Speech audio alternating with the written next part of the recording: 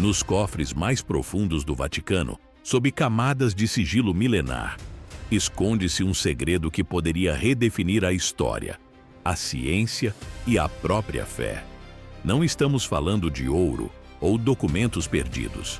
Falamos de algo biológico, algo que um dia esteve vivo. A teoria sugere que a Igreja Católica não é apenas a guardiã de relíquias, mas sim a curadora do programa genético mais ambicioso de todos os tempos, a preservação do DNA de Jesus Cristo. Se você busca desvendar os mistérios que desafiam o consenso, inscreva-se agora, pois o que estamos prestes a revelar vai muito além de qualquer dogma. A base factual desta conspiração reside em artefatos que o mundo conhece, mas talvez não compreenda em sua totalidade. O Santo Sudário de Turim, um tecido de linho que carrega a imagem de um homem crucificado, está manchado com o que testes confirmaram ser sangue humano real, do tipo AB. Há também o véu de Verônica, que, segundo a tradição, reteve a imagem do rosto de Cristo. E, claro, os pregos sagrados, os instrumentos de tortura que perfuraram sua carne. Para os fiéis, são objetos de veneração. Sob uma nova luz, eles se transformam. São amostras forenses, cápsulas do tempo biológicas, contendo o código genético do indivíduo mais influente da história. Isso nos leva a uma pergunta legítima, que transcende a fé e entra no campo da estratégia. Por 2 milênios, a Igreja guardou essas relíquias com um zelo incomparável, protegendo-as de guerras, saques e do tempo. A justificativa oficial sempre foi a veneração, a preservação de um elo físico com o sagrado. Mas e se houver um propósito secundário, um objetivo pragmático e secreto? Por que dedicar tantos recursos para proteger, especificamente, itens que contêm material biológico? Qual seria o verdadeiro objetivo de longo prazo ao manter um arquivo de DNA com 2.000 anos, esperando silenciosamente em cofres blindados? A teoria propõe que estamos testemunhando o programa de preservação genética mais longo da história, operado por uma instituição que pensa em séculos. O Vaticano não estaria apenas guardando objetos sagrados, estaria mantendo um cofre genético, um banco de dados biológico de valor incalculável. O propósito final é o grande mistério. Seria para um dia provar cientificamente a divindade de Cristo, encerrando debates teológicos, ou para estudar sua biologia única, buscando entender a natureza de seus supostos milagres, ou a verdade seria algo muito mais ambicioso, algo que daria à Igreja um poder inimaginável sobre o futuro da humanidade? Mas antes de mergulharmos nas possíveis finalidades deste suposto programa, uma barreira de ceticismo se impõe. A autenticidade dessas relíquias é um campo de batalha histórico. O próprio Santo Sudário foi datado por carbono 14 em um período entre 1260 e 1390. Embora esses resultados sejam ferozmente contestados por especialistas que apontam falhas no processo, e mesmo que as relíquias fossem genuinamente do primeiro século, a ciência enfrenta um desafio monumental. Seria realmente possível extrair uma sequência de DNA viável e completa de amostras tão antigas e degradadas? A tecnologia atual permite tal feito? Ou essa conspiração depende de uma ciência que ainda não existe? A questão que nos confronta transcende a fé, mergulhando na fria realidade da biologia molecular. Extrair um genoma de 2.000 anos não é um procedimento trivial. O DNA é uma molécula notoriamente frágil. Com o tempo, a hélice dupla se fragmenta em milhões de pedaços minúsculos, corroída pelo oxigênio, umidade e micróbios. O que resta não é um livro de instruções genéticas, mas uma poeira de letras desconexas. Cientificamente, a degradação transforma o código da vida em um eco indecifrável. O desafio não é apenas ler o genoma, é provar que ainda existe algo para ser lido. É a busca por um fantasma na máquina biológica. E mesmo que fragmentos milagrosamente sobrevivessem, um obstáculo maior se impõe: a contaminação massiva. Imagine cada pessoa que tocou, guardou ou respirou perto dessas relíquias por 20 séculos. Monges, guardas, curadores. Cada um deixou sua assinatura genética. O material original estaria soterrado sob uma avalanche de DNA estranho. Isolar o sinal autêntico nesse ruído genético seria como tentar ouvir um sussurro antigo no meio de uma metrópole moderna. Para a ciência pública, a tarefa é uma impossibilidade estatística, um beco sem saída onde o alvo se perdeu para sempre numa multidão genética. Contudo, a ciência já desafiou o impossível. Mapeamos o genoma de neandertais que viveram há mais de 40 mil anos. O segredo foi o permafrost, um freezer natural que protegeu o DNA da devastação do tempo. Isso estabelece um precedente. Em condições ideais, o código genético pode sobreviver por milênios. A pergunta se torna inevitável: e se o Vaticano possuísse seu próprio permafrost artificial? Cofres secretos com tecnologia de preservação séculos à nossa frente. O que você acha? A engenharia do Vaticano poderia criar condições superiores às da própria natureza? Comente sua teoria abaixo. Esta é a vantagem assimétrica do Vaticano. Eles não são arqueólogos encontrando um osso por acaso. São os guardiões de um tesouro biológico. As relíquias nunca foram expostas aos elementos como um fóssil comum. Desde o início, foram tratadas com uma reverência que, cientificamente, se traduz nas melhores condições de preservação. Pense em ambientes com temperatura e umidade controladas, talvez recipientes com gases inertes para impedir a oxidação. Não falamos de uma amostra deixada ao acaso, mas de um material deliberadamente protegido da entropia.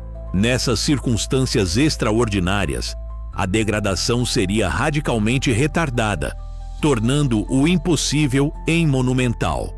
E é aqui que a ciência pública pode estar olhando para o problema da forma errada.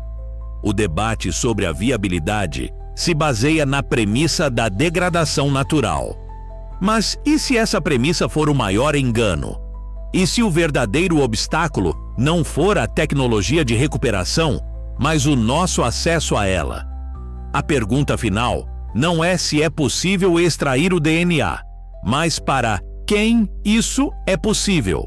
O que aconteceria se o Vaticano, com seus arquivos milenares e recursos ilimitados, não estivesse tentando alcançar a ciência moderna, mas sim nos esperando, tendo cruzado essa linha de chegada décadas atrás, em completo silêncio?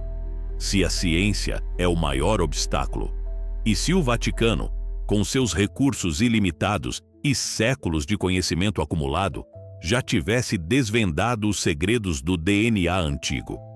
A partir daqui, as teorias se ramificam em direções que desafiam nossa compreensão. A ideia de um programa genético secreto transcende a simples guarda de relíquias. Muitos especulam que o arquivo secreto do Vaticano não é apenas um repositório de pergaminhos e documentos, mas sim uma vasta e oculta biblioteca biológica. Um local onde não se guardam apenas palavras e segredos, mas a própria essência da vida, coletada e catalogada ao longo de milênios. Essa perspectiva transforma o Vaticano de guardião da fé em um curador da biologia sagrada, com implicações que reverberam pela história e futuro da humanidade. Nesta biblioteca biológica secreta, não estariam apenas fios de cabelo de santos ou fragmentos ósseos, mas, crucialmente, amostras que supostamente contêm o DNA do próprio Cristo. O sangue de Jesus, o sangreal, não mais como um cálice mítico, mas como um código genético vivo, um mapa hereditário. A teoria mais audaciosa sugere que, em vez de clonar, o Vaticano poderia estar engajado em um projeto muito mais complexo: o rastreamento da linhagem sanguínea de Jesus. Utilizando marcadores genéticos extraídos das relíquias, eles poderiam ter desenvolvido a capacidade de identificar e monitorar descendentes diretos de uma linhagem que, segundo algumas crenças, nunca se extinguiu, mas foi ocultada e protegida ao longo dos séculos. A busca pelo sangreal, então, ganha um novo e perturbador significado. Não seria uma caça a um artefato, mas a pessoas vivas, carregando em seu DNA a herança mais sagrada da história. Pense nas implicações. Se essa linhagem realmente existisse e pudesse ser rastreada, o poder que isso conferiria a quem detém tal conhecimento seria inimaginável. Seria o maior segredo genético da humanidade, a prova viva de uma fé, ou talvez de algo além dela. Se você está intrigado com a profundidade dessas teorias, deixe seu like e comente abaixo. Você acredita na existência de uma linhagem direta de Jesus? Sua participação nos ajuda a explorar ainda mais esses mistérios. Mas por que encontrá-los? As motivações por trás de tal empreendimento são tão complexas quanto as teorias. Seria para proteção, garantindo a segurança de uma linhagem sagrada, que, se revelada, poderia alterar para sempre o curso da história e da fé? Ou para controle, para assegurar que essa herança genética permaneça sob a influência da Igreja, evitando que seu poder seja usado para fins que não se alinhem aos seus próprios? Há ainda a possibilidade de que essa busca esteja ligada a profecias secretas, a um plano divino ou humano, que aguarda o momento certo para ser desencadeado, onde a presença de um descendente direto de Cristo seria a chave para um evento cataclísmico ou redentor. A Igreja, como guardiã de tantos mistérios, teria um papel central. A ideia de rastrear uma linhagem é por si só fascinante, mas o que acontece se a busca não for bem-sucedida? Ou, o que é ainda mais perturbador, se a intenção for muito mais proativa do que reativa? E se o objetivo final não for apenas encontrar, mas sim criar? Se o Vaticano já possui o DNA de Cristo, e se a ciência moderna já permite manipulações genéticas complexas, a linha entre a descoberta e a engenharia genética se torna tênue. A transição de um programa de rastreamento para um de criação de um descendente ou de um indivíduo com características genéticas específicas abre um abismo de questões éticas, morais e teológicas. Seria a Igreja capaz de cruzar tal fronteira? E se já cruzou? Mas, e se a ambição do Vaticano fosse além de simplesmente rastrear uma linhagem? E se o objetivo final, impulsionado por uma fé inabalável ou por um desejo de controle sem precedentes, fosse recriar? A ideia do Messias clonado é, sem dúvida, a mais audaciosa e perturbadora de todas as teorias. Se o DNA de Jesus Cristo estivesse realmente em posse da Igreja, a tecnologia de clonagem, por mais complexa que seja para material antigo, não estaria fora do alcance de uma organização com recursos e conhecimentos tão vastos e secretos. O que aconteceria se o Vaticano, movido por uma interpretação literal de antigas profecias ou pela busca de um novo paradigma de fé, tentasse dar vida a uma cópia biológica do homem que mudou a história? As implicações teológicas e éticas de tal ato seriam avassaladoras. Um verdadeiro terremoto para bilhões de fiéis. Seria essa a nova vida divina? Um clone humano, por mais que compartilhe o mesmo material genético, não seria o mesmo indivíduo. A alma, a consciência A própria essência espiritual que define a divindade de Cristo na crença cristã poderia ser replicada por meios puramente científicos? Ou seria apenas um homem, uma ferramenta biológica, usado para cumprir uma agenda humana? A clonagem de Jesus seria vista como a maior salvação da humanidade, um milagre da ciência a serviço da fé.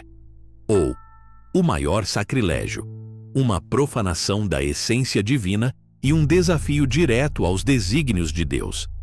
A teoria mais sombria sugere que a clonagem não seria para uma segunda vinda genuína, mas para criar um falso Messias, um indivíduo manipulado, talvez desde o nascimento, para se parecer e agir de acordo com as expectativas de profecias, mas sem a verdadeira divindade. Talvez para ser uma figura controlável, capaz de unificar o mundo sob uma única bandeira religiosa ou política. Ou, numa reviravolta ainda mais perturbadora, que essa figura clonada pudesse ser, ironicamente, o anticristo, o adversário final, surgindo sob o disfarce da divindade para enganar a humanidade e preparar o caminho para um novo apocalipse, cumprindo as escrituras de uma forma distorcida e aterrorizante. No entanto, é crucial separar os fatos da especulação. A existência de relíquias atribuídas a Jesus Cristo é um fato histórico e arqueológico, embora sua autenticidade seja debatida. A possibilidade teórica de extrair e sequenciar DNA antigo é uma realidade científica, ainda que desafiadora. Mas, a partir daí, toda a teia de clonagem, linhagens secretas e conspirações é pura especulação. Não há provas concretas de que o Vaticano possua tal DNA, muito menos que tenha a intenção de clonar ou rastrear descendentes. Nosso conhecimento é limitado, e grande parte do que discutimos reside no reino do "e se", um exercício de imaginação sobre o que poderia ser, e não sobre o que é. O poder da fé e os mistérios da ciência se entrelaçam em narrativas que desafiam a nossa compreensão. Se o DNA de Jesus Cristo existe e está em posse da Igreja, ele representa a chave para um poder inimaginável. Mas se o Vaticano guarda segredos biológicos na Terra, existem segredos que foram guardados fora dela. Textos antigos falam de um jardim do Éden, que não estava neste planeta, mas no cosmos, mapeado em um livro que a própria Igreja tentou esconder. Inscreva-se e ative as notificações, pois nossa próxima investigação vai abrir as páginas proibidas do livro de Enoque e seu mapa estelar.